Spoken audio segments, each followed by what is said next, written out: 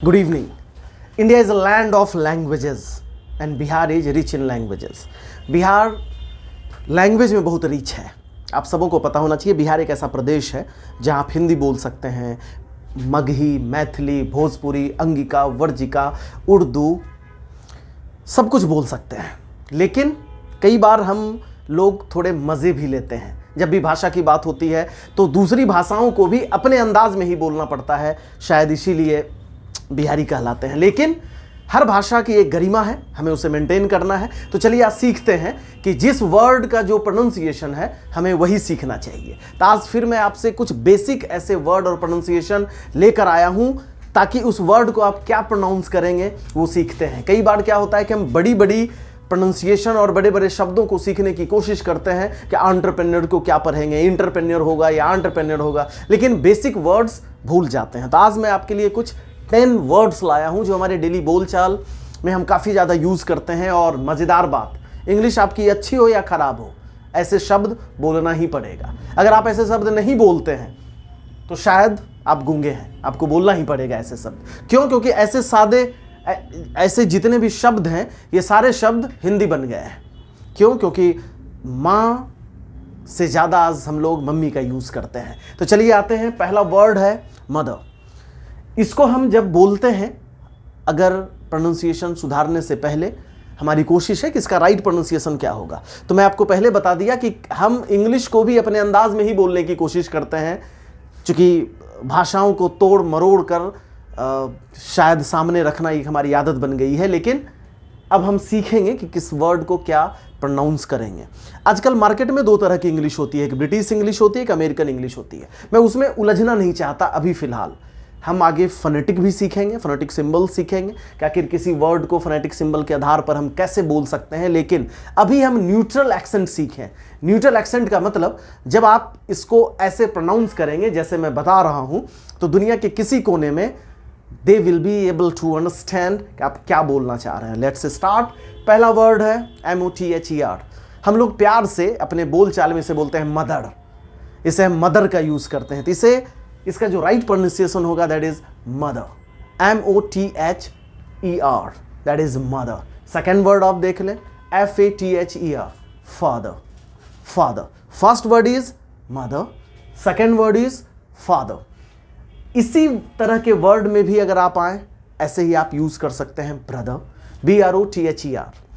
और you would be surprise to know कि ऐसे वर्ड कई जगह लोग मॉम भी यूज करते हैं. मतलब माँ को इंग्लिश में कई लोग मॉम भी यूज़ करते हैं. और अगला वर्ड जो मैं आपको बताऊंगा तो शायद इंटरेस्टिंग है और आपको मज़ा भी आएगा सुनने में. बहुत लोग इसे पॉप भी बोलते हैं. डैडी तो आपने सुना ही होगा, father is daddy.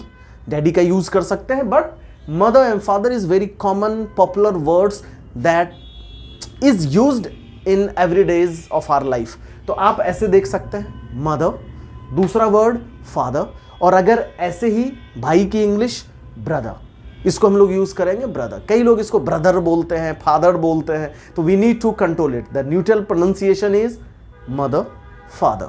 Third one is sister. Sister, SISTER. तो ये सब कॉमन वर्ड है. फिर से मैं रिपीट करूं, mother, father, sister. Next number 4, ये बहुत इंपॉर्टेंट वर्ड है. ये ऐसा इंपॉर्टेंट वर्ड है कि अक्सर आप अगर स्टूडेंट्स हैं, यहाँ तक कि अगर आप माँ बाप हैं, तो अक्सर आपको पेरेंट्स मीटिंग में जाना होता है. अक्सर आपको पेरेंट्स से सवाल पूछे जाते हैं, पेरेंट्स को बता देना कि फ़ी जमा कर दें. लेकिन मैं बार बार यूज़ कर रहा हूँ पेरेंट्स. क्यों? क्योंकि आप सबों से शायद प्यार है तो वही यूज़ कर रहा हूँ जो आप यूज़ करते हैं. लेकिन आज से आपको सीखना है, इसकी राइट प्रोनाउंसिएशन पेरेंट्स नहीं होती, इसकी राइट प्रोनाउंसिएशन पेरेंट्स. 100 बार बोले, 200 बार बोले. दुनिया गलत बोलती है तो उसे बोलने दें.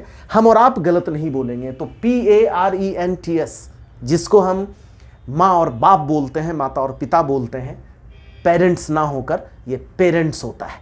पेरेंट्स ये एक ऐसा वर्ड है, आप शहर में रहते हैं, मेट्रोपॉलिटन सिटीज़ में रहते हैं, गांव में रहते हैं. कई लोग अभिभावक, इसकी हिंदी होती है, और अभिभावक से ज़्यादा लोग इसे यूज़ करते हैं गार्जियन. मतलब इसको लोगों ने हिंदी ही बना दिया है, दैट इज गार्जियन. लेकिन इसमें भी शायद you must know the right pronunciation is that is guardian, guardian, it's not guardian, it's guardian. तो दोनों वर्ड मोस्ट इंपॉर्टेंट वर्ड, हालांकि ये सब तो हम कुछ ठीक बोल लेते हैं, लेकिन ये दो word parents and guardian, parents मतलब माता पिता, एंड गार्जियन जिसे आप बहुत प्यार से बोलते हैं, तो ये गार्जियन ना होके दैट इज गार्डियन, जिसका मतलब गार्डियन अभिभावक होता है। अगले वर्ड की तरफ आए, कजन, कजन, CAUSIN, कजन का मतलब भी होता है कि हम अपने चचेरे फुफेरे भाई बहन को हम कजन का यूज करते हैं, दैट इज कजन। कई बार हम इसको बहुत ही एम्फेसाइज करके जोर डालकर इम्फेटिक बनाते हैं कजन, तो कजन इसकी राइट प्रोनाउंसिएशन जो हमें यूज करनी है दैट इज कजन। तो जितने भी ऐसे वर्ड हैं I want to repeat, mother, father, sister, parents, guardian, cousin.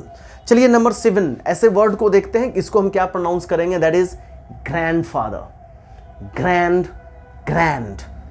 आप लिपसिंग पर ध्यान दें, फोनेटिक जब आप एक्सेंट की ट्रेनिंग लेते हैं तो आपको लिपसिंग की ट्रेनिंग दी जाती है, लेकिन मैं पहले बताया ये बेसिक वर्ड्स हैं, इसके लिए बहुत ज़्यादा परेशान एंड बॉदर होने की ज़रूरत नहीं है। अभी हम एक न्यूट्रल एक्सेंट सीखेंगे दैट इज़ ग्रैंडफादर, और इसी तरीके से अगर वर्ड हो, क्योंकि दादाजी का जब हमें यूज़ करना हो तो ग्रैंडफादर का यूज़ करते हैं, that is grandfather. And next grandmother, दादी के लिए हम ग्रैंडमदर का यूज़ करेंगे। अगले वर्ड की तरफ आए, ये भी इंटरेस्टिंग है, रिलेटिव। हम लोग हिंदी भाषी लोग इसे रिलेटिव बोलते हैं, और ये रिलेटिव तो अब हिंदी वर्ड बन चुका है, लेकिन इसकी जो राइट प्रोनाउंसिएशन होती है दैट इज रिलेटिव, रिलेटिव। जैसे he is my relative, he is my relative, ये आपका प्यार है जो आप तोड़ मरोड़ कर इसे रिलेटिव पढ़ते हैं, लेकिन इसकी राइट प्रोनाउंसिएशन होगी रिलेटिव। लेकिन कई बार ऐसा होता है कि अगर आपको यह रिलेटिव बता दिया गया तो अगला वर्ड आप इसे रेलसन भी पढ़ने लगेंगे, लेकिन beware of act, beware of that, इसे आप रेलसन नहीं पढ़ेंगे। ये वर्ड रिलेटिव होता है, लेकिन जो अगला वर्ड है ये रिलेशन ही होता है, रिलेशन, इसे हम रिलेशन ही पढ़ेंगे। तो पहला इससे ऊपर वाला वर्ड रिलेटिव, और इससे अगला जो वर्ड है next word that is relation. अगले वर्ड की तरफ आए जो शायद सबसे इंपॉर्टेंट वर्ड है, and this word contains all these words, सबसे इंपॉर्टेंट तो यही शब्द हैं, इसे हम प्रोनाउंस करेंगे फैमिली, फैमिली। देखिए फैमिली, तो ये 10 वर्ड्स हैं कॉमन वर्ड्स जो हम अपने डेली लाइफ में हम ऐसे वर्ड्स का यूज़ करते हैं। इसी तरह आप बने रहें ऐसे कॉमन वर्ड्स, छोटे छोटे वर्ड्स के लिए, एंड प्रोनाउंसिएशन मैटर्स। आप कई बार इंग्लिश बोलते हैं, लेकिन you may feel awkward if your pronunciation is not good, but don't worry about that. कई बार बहुत ज़्यादा प्रोनाउंसिएशन और एक्सेंट को चेंज करने की ज़रूरत नहीं है, neutral accent is important. Neutral accent का मतलब मैं पहले भी बता चुका हूँ, एक ऐसा प्रोनाउंसिएशन जो एक्सेप्टेबल हो जाए सब जगह। इसी तरह बने रहें। थैंक यू सो मच, फिर मिलते हैं अगले वीडियो में, धन्यवाद।